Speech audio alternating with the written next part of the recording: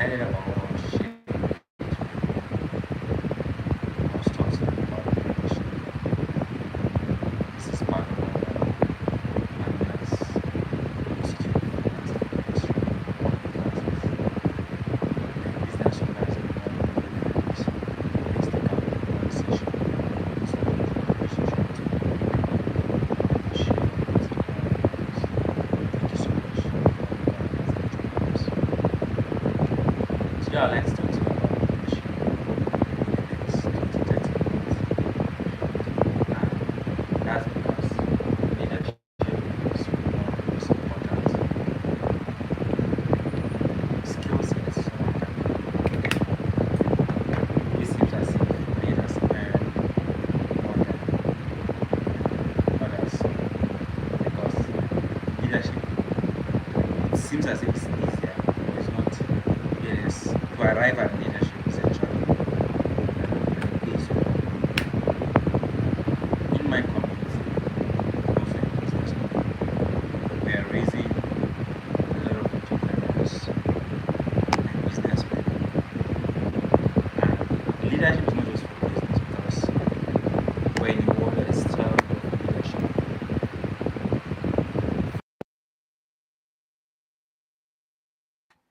There's always a leadership gap, and you can find your way to fill in that gap. Opportunities will be limitless for you. I was having contemplation, you know, what does it take to be a leader? What does leadership means? You know, if you are building, you know, you need to bring team members, especially at the very early stages where you do not have all the resources. How can you build a team without resources? All hangs on your leadership ability. Or you are a father, leadership is not title.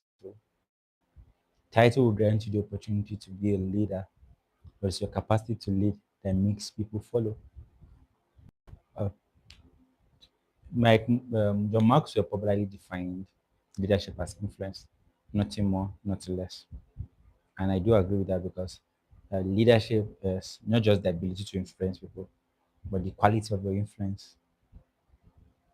I can ask someone to do something, and how they do it matter. But the more influence you have, the more you find their cooperation. So, for the purposes of business, I would define leadership as your ability to inspire followership. And leadership as influence, though is foundational, it's too broad. You don't need titles to influence people. There's a reason why someone like Gandhi, his life was inspirational that an entire nation followed him.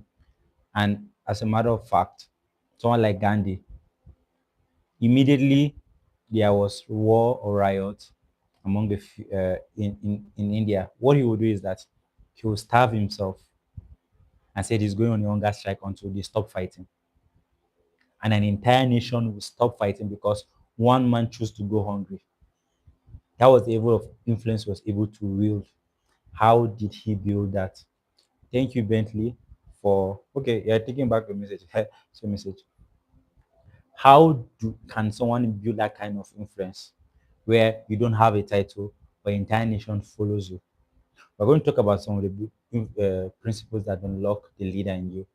But I want to tell you that while the definition of leadership as influence is foundational in your journey of leadership, for the context of developing the leader in you, let's define leadership as your ability to influence followership. And when I say followership, it is not necessarily a followership is just for order. It's not to feed your ego. Um, by God's grace, I want to think that one of my strongest abilities is that of leadership. And I was not a natural born leader. But I do tell people, anywhere I go, people say you're a natural born leader. I tell them that I'm not a natural born leader. I cultivated that ability. You can grow in your leadership ability. I know my natural talents, but I can tell you that there is none that I've worked on so much than leadership. And because leadership is not natural, it is still my most powerful ability right now, despite the fact that I'm not a natural born leader. That means you can be so good at anything you put your heart to do. How do you inspire people to follow your vision, to follow your dream, to come and partner with you to build? This is what our conversation today is about. Now, I asked the question. The world, we've had leaders. It doesn't matter. The same principle applies whether you're a good or a bad leader. Adolf Hitler was a very effective leader. He had so much influence and he had the ability to command followership. Was he a bad one? Yes. But he was he was an effective leader. That's to tell you that there are certain qualities that it does not matter what you use your leadership for. There are certain things that you can do that increases your leadership ability. Now, I'm going to start from the basic foundation. What makes you stand out in such a way that whether you have title or not, people are willing to comply, people are willing to get things done and follow your vision. Now, I'm going to do a little recap from some of the sessions we've had, some of the principles we've highlighted that I feel applies to your ability to inspire followership. The first is the idea of trust. If you can command trust in people, people know that you are capable and you are trustworthy, that you can get them to a particular destination, they would follow you. People's destination might be different. Someone like Gandhi, what people trusted him was that he had the interest of India at his heart. So an entire nation followed him because he had made sacrifices, he has bled for his country. Or people like Martin Luther King, he had a common goal, and a lot of people felt following him was following was going to deliver the idea of liberation for the black man or equality for the black man. Your ability to inspire trust. There's this underrated book that I read recently. It's one of the best books I have read, and it's called Speed of Trust, saying that in businesses and in societies, the extent of trust determines a lot of things. And he gave four principles on which to build trust. And he categorized the four into two. The first is character and competence. Under character, we have integrity. How consistent is what you say and what you do? If people around you keep saying that you can say something and back it up, you've inspired trust of character, of integrity. Now, integrity in the sense, ideally is for good, but if people can rely on you to say you are this and you can show your actions shows it, you inspire trust. Number two is your intention and motives. You can have the ability to deliver on what you say, but if people sense that your motives are not trustworthy, you will lose influence with them. But if you want to build that foundation of character, in a sense, build integrity, that means consistency in what you say and your life and what you do. And then let people understand that your motive and your intent is for their own good. That's one of the ways that you can inspire trust. Number two, on the other area of inspiring trust is building competence. Competence can come from, first of all, your abilities. Later on, I'll emphasize on this issue of abilities, but it can come from your abilities or it can come from your results. People don't have to know you, but immediately you have certain results, the chances are they're willing to follow or or they're willing to extend a level of trust to you. People might come, people come for mentorship, for guidance, mainly because they've seen something, a result in your life or in a situation that they desire. So they're willing to yield to your influence to get that result. Remember, leadership is a win-win situation that people will come because of their own interest. So one of the major foundations of leadership or inspiring followership, sorry, or getting influence is that your ability to command and influence people to trust you. And because these are the core qualities, naturally, if you have them, people will be attracted to you, be attracted to follow you. But I want you to take a more proactive step. You must communicate your character and your competence all the time. Don't wait for people to figure it out. Not many people would say it. If you have integrity and you have results to back your integrity, say it out there, especially in LinkedIn or on social media. Shout your praises. By the time that you need a team, you need people to get things done. The credibility you build over time, the credibility you build over time will serve you. So credibility and trust. You have to be willing to communicate that you have good intent, that you have integrity, you have the results, and you have the abilities. Just because you have the abilities is not an automatic exception. It doesn't automatically give you people confidence to follow you. So the ability to command trust. Now, to develop your ability, this brings up the conversation about authenticity. Authenticity is your ability to be true to yourself and develop your unique giftings. Ability, the way ability influence people is that you are so good at one area that when people want to experience the same ability, they're inspired to follow. But the problem is that you're trying to compete on someone else's ability. You always be mediocre. But one of the easiest ways that you can stand out in ability is find your own unique giftings. In fact, there's something authenticity does to you. That's what I'm talking about, even integrity. The same as within, so without. You have to understand your true nature.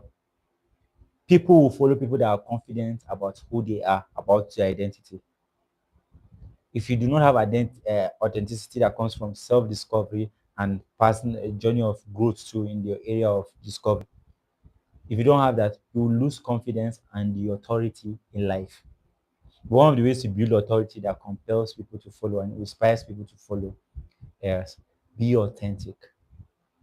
It gives you the confidence and authority to move, that you belong and you've discovered who you are. In fact, one of the major things that defines leadership is that leaders are people that know that they belong and they know where they're going to. If you do not have that sense of authority, your ability and your ability to inspire people to follow you or your ability to influence people will be very weak. But if you want the we do apologize for some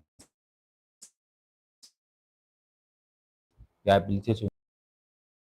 Now, the second principle I want to teach you, your ability to. Now, the second principle I want to teach you is people will follow you because of where you're taking them to. So leaders have vision, but you don't have to lead everybody. Just find people that want to go to the picture you have about a destination, and people will come around. I have a video, and people will come around. I have a video. I think either on this page, I have YouTube pages. I have a video that talks about internalizing your dream, especially when it comes to um, leadership as it relates to building a dream. One of the things that will give you your influence or help you command followership is internalizing the vision.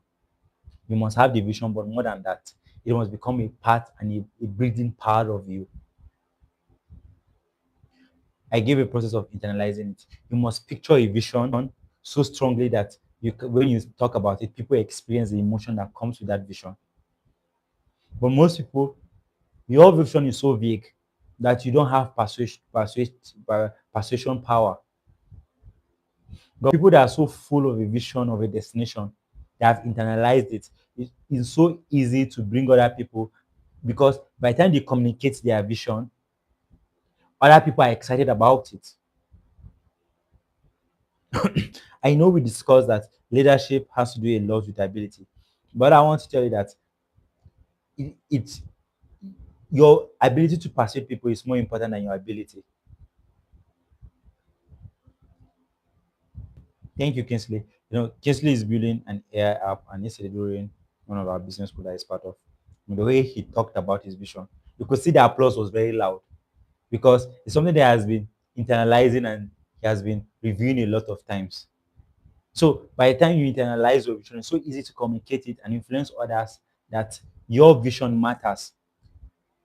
It is worthy of being pursued.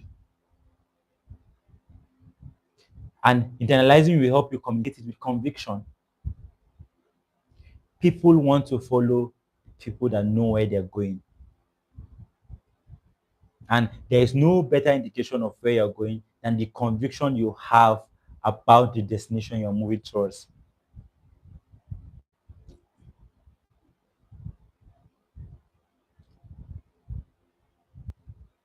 So, conviction is not about maybe if, it is an assurance, a bold statement of faith that this is where I'm going to. If people see it in you, you can command followership. Nobody will follow someone that does not know, is not sure of where they want to go. So if you've been struggling with leadership or finding people to come into your vision, perhaps you need to go back and internalize your vision, make it so clear that when you go out and interact with the world, your energy speaks about where you need to go. And it's not just talk. We talked about integrity. You must leave the work. Your preparations must convince people that you are serious about your destination. If people see that you have a strong vision and you are taking steps, you are taking actions that reflect that you are getting there, people will be willing to follow you. I heard a very important counsel concerning marriage and relationship. I think the person said, do not marry someone that has potential or someone that has a vision. Marry someone that has the discipline and the activities that show that they are serious about that vision. Someone can have a vision, they're sleeping around it. There might not be the vision right now. So let's say you're a lady and a guy is coming. Oh, I have a vision. I don't have money now. I don't have anything now. I don't have possession, but this way I want to go. While the vision can be grandiose, it is not enough to commit your life to that kind of person. Marry the person that is taking the steps. Even if they are not there, if they're taking the steps to go there, they can command your followership. It's the same with leadership in every industry. If you have a vision, don't just tell people that you have the vision. Let them see you taking the steps that shows that you're serious about your vision. If you want partnerships for investment for your business, show them that you are taking the steps that will take you there. The way you promote yourself, the way you talk about your ideas online. You can't say that you want to be a leading business person in a field, and in your social media, you've not said anything about it. It does not show the seriousness, and it cannot command people to follow and contribute resources towards your vision. Make that decision that if you have a vision, you will internalize it. You will speak it before anyone says it, and you will take the actions that is necessary for it. When people are visionary, you've internalized it and you're taking the action, you can command followership. But until then, you struggle to invite people to build your vision. And sometimes the vision is too small to accommodate other people. But when you have a vision that people can see that they have room, listen, leadership is not manipulation. It is all of you getting on the same boat with the same direct mind. So you as a leader, the vision must accommodate others people's journey. Their journey might simply be that at this stage of why they are following you, they want to develop their vital skills or they want to learn from you. That is enough reason to come and follow your lead. So, first of all, credibility and trust. And we said it is your character and your competence that will command that credibility you have with people. But much more, a leader is someone that has a vision, and people can feel the strength of their vision because people want to follow someone that is going somewhere, and they know that that person can lead them to that destination. So, credibility and trust. That's first. Uh, Vision and internalization. That's second. Now, leadership. Thirdly, and the most important, leadership is service and value. If you want people to follow, they must know that you are someone who wants to give them value, who wants to serve them. Jesus defined leadership as service, and it has been true. The world is catching up with this definition that leadership is not lordship. There's a lot of argument around um, ladies submitting, I know, and the husbands being the leader. But let me tell you, I don't have anything against it. The leadership of the father in the household means you serve your household. It's not for you to be served. That's the position of the leader, that you're in service of your family. That is why husbands and fathers are the ones that should make the biggest sacrifice, because our society is very dysfunctional. Fathers are letting go of their responsibilities. How can you influence your family when you've let go of your call to serve and lead your family? That's what leadership is: serving and giving value to your family. And it doesn't have to be your family. Everywhere you find yourself, give value freely, serve people freely. And this is something that you can grow in. Most of the times, people, when they think about service, they're waiting for the stage to come. And maybe that's like, why should I? But if you want to grow as a leader, you must build a consistent lifestyle of serving people every opportunity you get. Every time you serve someone, it is a seed that can enable you when the time for leadership comes. And why do you want leadership? So that you can influence people for good. You must build a lifestyle. And people say service is hard, it's inconvenient. But service can become easy when you've done it over a long period of time. That's the session I did. I said, if you learn to do hard things, life will become easy. But if you do easy things, life will be hard. If you learn to serve people, it might be hard in the beginning, but over time it becomes easy, and the reward is huge. Learn to do hard things. Now, this is the idea of leadership is service. It's adding value to people. Before you invite someone to come and join your project, think from their perspective. What can joining, what will joining this project or joining this do for this person? Yes, I can see that.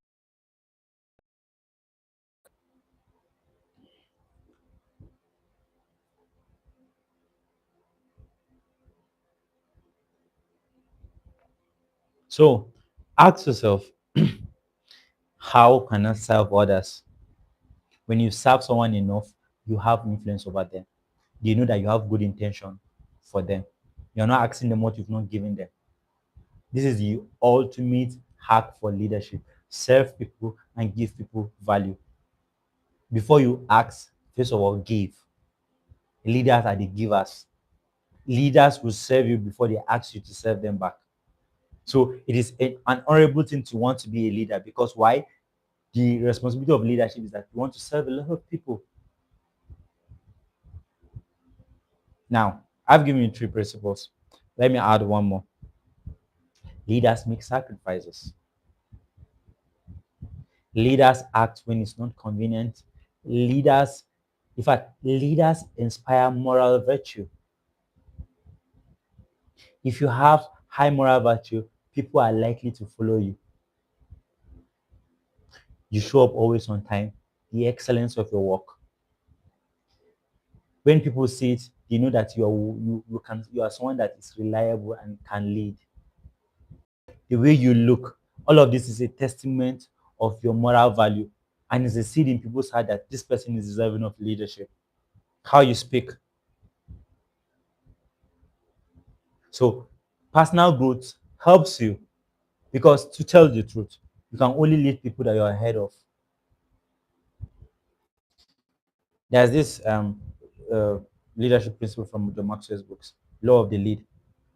Your organization, or people who follow you, cannot. Uh, okay, let me put it in exact words. Your organization cannot go beyond its leaders.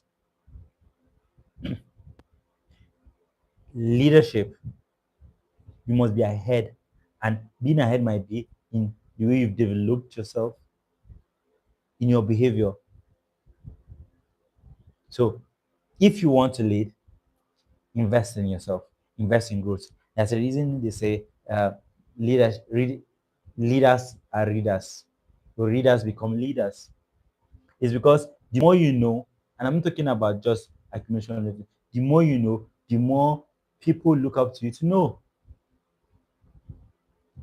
You must travel far enough that people who want you want to inspire to follow you know that you've traveled far enough to show them the road. This is leadership. This is leadership. This is our introductory section. Um, Kinsley, you're here. We're going to have another session where we're going to talk about maybe principles of leadership, laws of leadership. But this is the foundation of what leadership is. Build yourself to be a leader. There is so much to do that you need to bring other minds together. In fact, anyone that desires to be a leader is an admirable trait. Why? Because any worldwide vision requires the participation of more than one person. You can't build alone. You have to take leadership serious. You can't build alone. You need people. But in order to inspire people to lead people, you must become someone that is worthy of followership. Make yourself worthy. You already have the potential. Develop it. Develop it. We want to keep this session under 30 minutes so that it can be easy to follow through. But if you've joined us, thank you so much. Like, comment, subscribe, and share. There are many resources I believe will change your life in this channel. I've talked about marketing, branding, you know, there are great ideas here. I advise you to check. To be a leader, you must be willing to go through what the average person will not go through. The average person will not sit down and watch a 30 minutes video, an hour video on YouTube. They'll rather scroll. But if you understand that you are a leader, you have to make sacrifices that other people are not willing to pay. That's when you awaken to your leadership. See, it's so easy to lead in Africa because the standard is so low. But develop yourself to be the kind of leader that can stand out anywhere in the world. Influencing your immediate environment will not be a problem. Become that leader. Thank you so much, Kingsley. I've been commenting. Thank you for showing up. Every Saturday, we'll try to go live. Join us. And remember, go and watch other videos. Like, subscribe, comment, and let me know what your takeaway is. Thank you so much and have a wonderful weekend. God bless you.